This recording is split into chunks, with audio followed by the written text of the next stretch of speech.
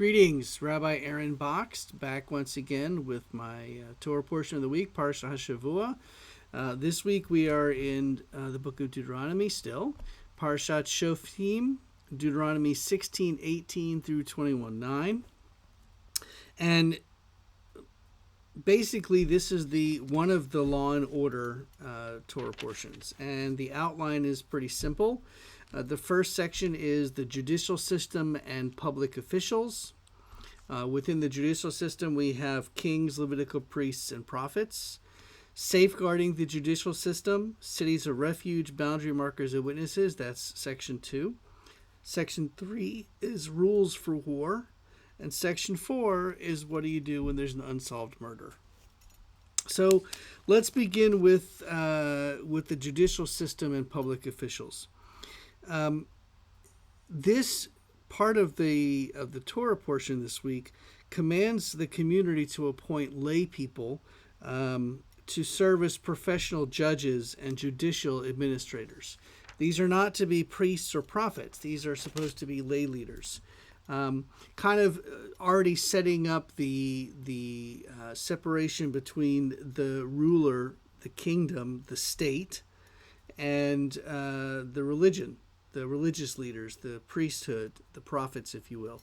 And so there's all these rules that are present. Of course, probably the most well-known verse in this entire portion is chapter 16, verse 20. Tzedek, tzedek tirdof, lema'an tichye,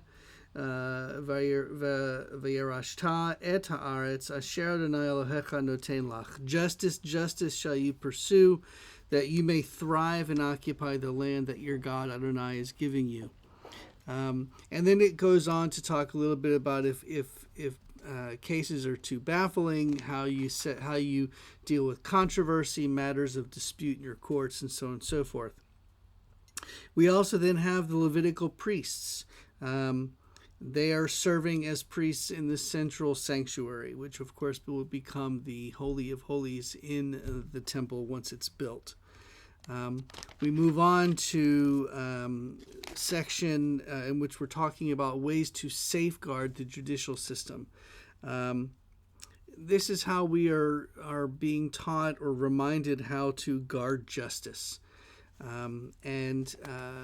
This is important because we set apart one of the many important parts of this section is the setting up of cities of refuge. And what a city of refuge is, I'm going to read from the Women's Commentary. This section mandates that the people should set aside 3 cities initially, with the addition of 3 more as needed, to provide refuge for persons guilty of unintentional homicide.